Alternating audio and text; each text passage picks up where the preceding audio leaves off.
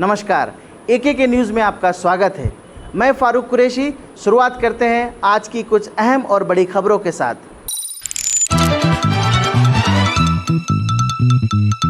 PM Modi से मुलाकात के बाद सीएम शिवराज सिंह चौहान ने दी जानकारी। 21 जून से मध्य प्रदेश में चलाएंगे जागरूकता अभियान। मध्य प्रदेश गृह मंत्री नरोत्तम मिश्रा ने कहा, कोरोना की तरफ से लगातार अच्छी खबरें आ रही हैं।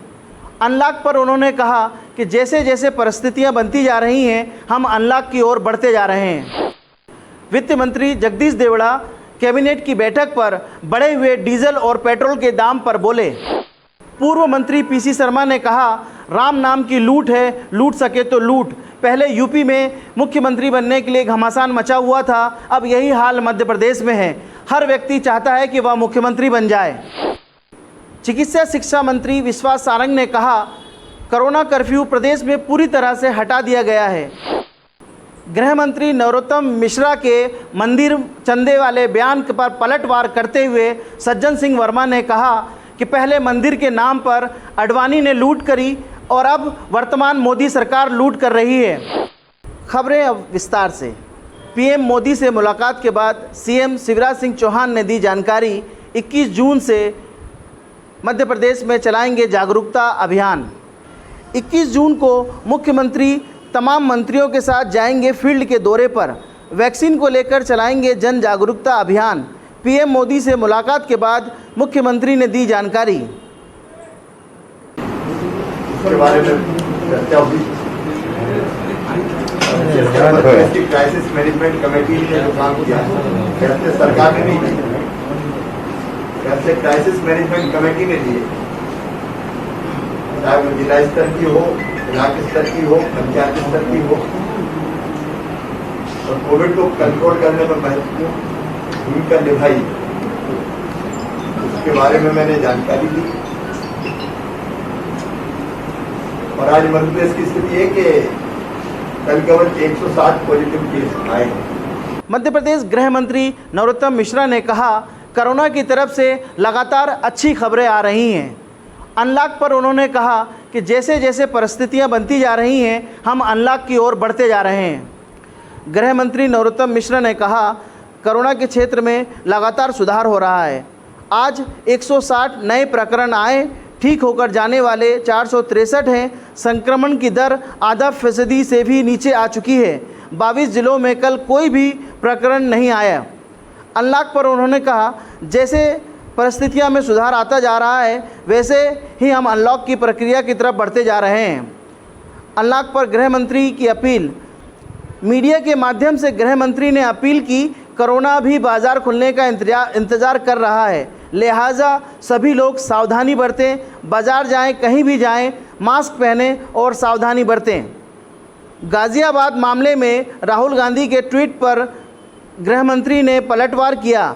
जहां भी हम आस्था में ठेस पहुंचाने के लिए राहुल और उनके गुरु दिग्विजय सिंह को मौका मिलेगा, वो पीछे नहीं रहेंगे। हर जगह राहुल उनके नेता हिंदुओं की आस्था में ठेस पहुंचाने का काम करते हैं। सीएम शिवराज सिंह और पीएम मोदी की मुलाकात पर गृह मंत्री नरोत्तम मिश्रा ने कहा, सीएम और पीएम की बैठक हमेशा महत्वपूर्ण होती है। प्रदेश की जानकारी पीएम को सीएम देंगे। कोरोना के संबंध में पीएम को जानकारी दी जाएगी और विकास और अन्य आर्थिक मामलों की जानकारी पीएम को दी जाएगी। कांग्रेस की ओर से राम जन्मभूमि चंदे पर उठ रहे सवाल पर गृह मंत्री नरोत्तम मिश्रा का बयान। गृह मंत्री ने कहा, जिस विषय पर श्री राम जन्मभूमि का न्यास का बयान आ गया है, उस विषय पर सवाल उठाते हैं। क्या कांग्रेस में सोच ही रखा है कि हिंदुओं की आस्था को ठेस पहुंचाना है? गृह मंत्री ने कांग्रेस पर साधा निशाना। कांग्रेस कुछ भी कर ले, अब कांग्रेस को अल्पसंख्यक वोट नहीं देने वाले हैं। वैक्सीन के भ्रम पर गृह मंत्री की अपील। ये जघन्य पाप का श्रेय मैं उन लोगों को देता हूं, भ्रम फैलाने वालों को, जिनने कहा था कि ये भाजपा की वैक्सीन है। इस संजीवनी को बदनाम करने की कोशिश उन्होंने की थी, जिनने कहा था कि वैक्सीन लगने से नपुंसक हो जाते हैं। ये जघन्य पाप उन लोगों ने भी किया वैक्सीन का भ्रम फैलाने का, जिनने कहा था कि इसमें सूअर की चर्बी मिली हुई है। ये जघन्य पाप उनने भी किया था जिनने कहा मोदी जी क्यों नहीं लगवा रहे वैक्सीन। वित्त मंत्री जगदीश देवड़ा कैबिनेट की बैठक पर बढ़े हुए डीजल और पेट्रोल के दाम पर बोले। काफ़ी लंबे समय से कैबिनेट की बैठक वर्चुअल हो रही थी और जब दूसरी लहर पर नियंत्रण हुआ है तो परिस्थितियां बदली हैं। तो मुख्यमंत्री शिवराज सिंह चौहान ने एक साथ बैठकर विचार विमर्श किया। अनेक बिंदुओं पर चर्चा हुई है। आय कैसे बढ़ाई जाए, कृषि के संबंध में बात हुई। प्रदेश के समग्र विकास विचार मंथन करने को लेकर सीहोर में एक बैठक हुई है। यह बैठक बहुत ही सब अलग अलग विभागों के मंत्रियों की कमेटी बनाई गई है और किस तरह विकास कार्य किया जा सकता है इस पर चर्चा हुई। किस तरह आय बढ़ाई जा सकती है, आय किस प्रकार से बढ़ाई जा सकती है, इस पर विचार करें और उस बारे में सभी लोग अपनी कमेटी से मीटिंग करें। जहाँ तक सवाल पेट्रोल डीजल वगैरह जो भी है, मुझे लगता है कि अलग अलग प्रदेश में अलग अलग स्थितियाँ होती है और सरकार आखिर ये सब टैक्स लेकर के विकास के काम में लगाती है। जन कल्याणकारी योजनाओं में गरीबों के लिए ही पैसा लगाया जाता है।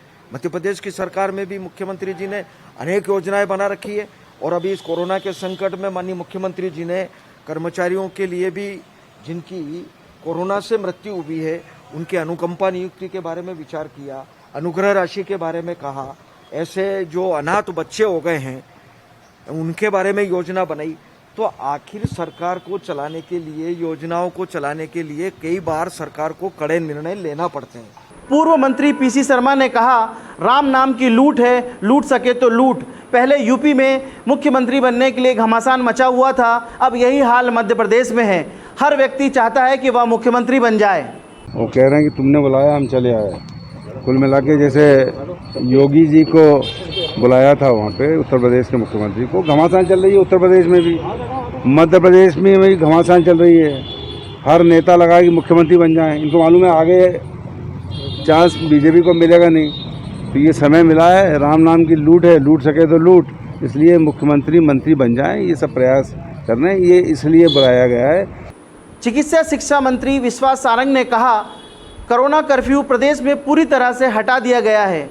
जो पाबंदियां जिम और मॉल में थी वह भी आज से हटा दी गई हैं।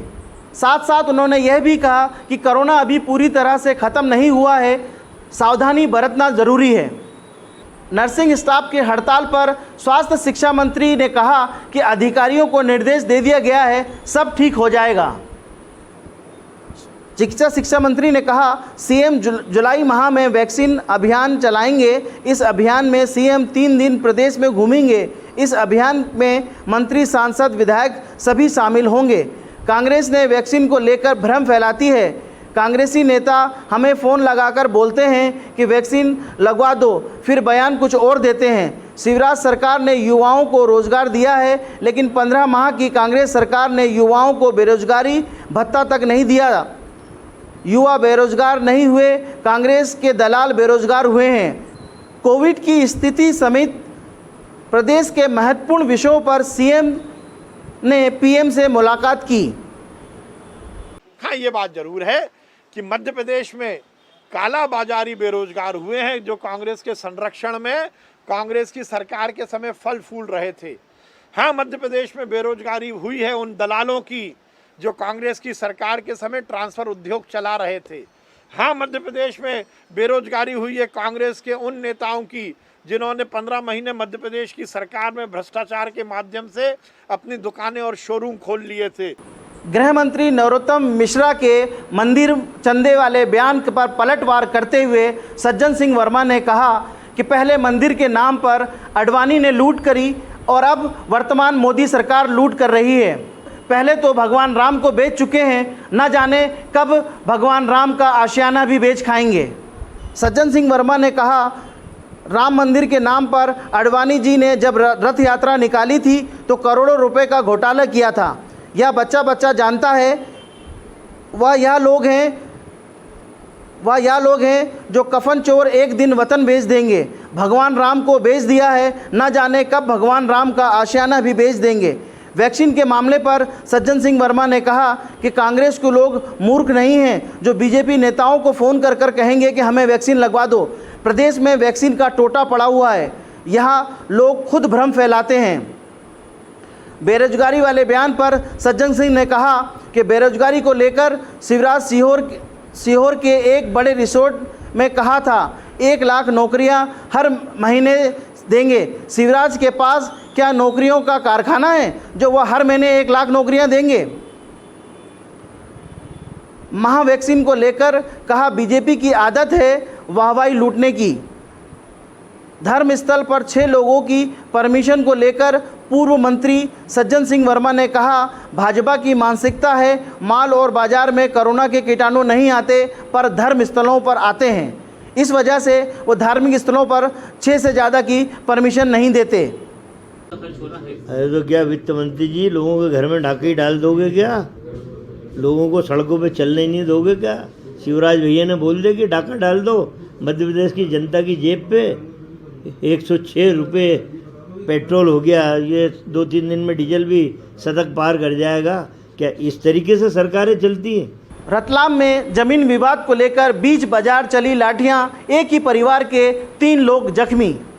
रतलाम जिले के शिवगढ़ थाना क्षेत्र में जमीन विवाद में बीच बाजार जमकर लाठियां चली, जिसमें एक ही समाज के कई लोग जमीन के कब्जे को लेकर 15 से 20 लोगों ने लाठियां और पाइपों से हमला कर लाठियां बरसाने लगे।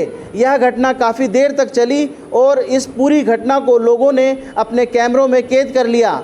घटना एक परिवार के 3 लोग घायल हो गए। इस घटना में एक परिवार के 3 लोग घायल हो गए, जिन्हें रतलाम जिला अस्पताल में भर्ती किया गया। शिवगढ़ पुलिस घटना की जांच में जुटी हुई है।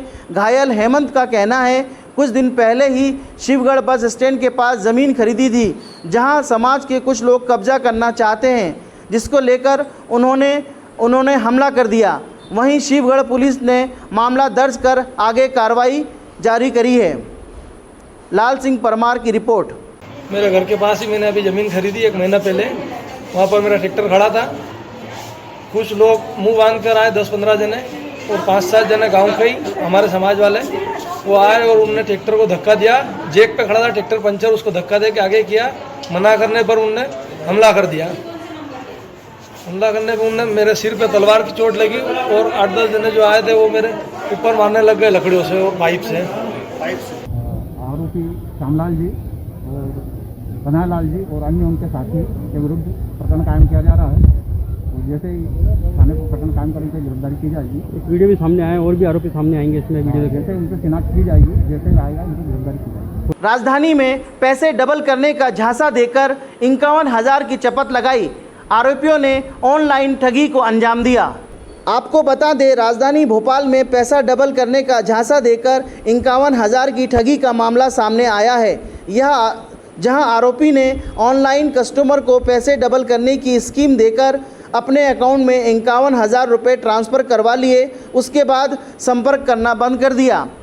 एडिशनल एसपी अंकित जायसवाल ने बताया कि इस मामले में हमने FIR दर्ज कर ली है। हम जल्दी जानकारी एकत्रित कर रहे हैं और एनालिसिस टेक्नोलॉजी से हम इसे राउंड अप भी करेंगे। अंकित जायसवाल, एडिशनल एसपी। एक व्यक्ति को फ़ोन आया और फ़ोन पे जो कॉलर था उसने उसको कहा कि हम लोग एक स्कीम चलाते हैं, जिस स्कीम में अगर आप इन्वेस्ट करेंगे तो आपके जो पैसे 1 साल में हम लोग दुगने कर देते हैं। इस प्रकार के झांसा देकर उसने करीब 51,000 रुपये ट्रांसफ़र करवा दिए। उसके बाद उससे संपर्क करना पड़ता है। फिलहाल खबरों में बस इतना ही। मुझे दीजिए इजाज़त। बने रहिए हमारे साथ ताज़ा तरीन खबरों के लिए। नमस्कार।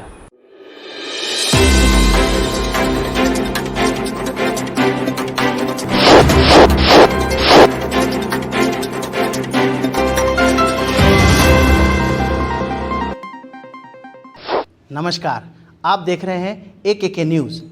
खबरों की दुनिया से 24 घंटे 7 दिन हम कराते हैं आपको खबरदार। हर छोटी बड़ी खबर पर होगी पैनी नज़र, जिसका सीधा सरोकार आपसे। गली नुक्कड़ चौराहे से, कस्बे से, शहर से, सूबे तक आपके हक की बात। खबरों को तलाशने और तराशने के बाद न्यूज रूम से सीधे आप तक, और अपने अनुभव के साथ बेबाक अंदाज में सटीक खबर सही हाथों में।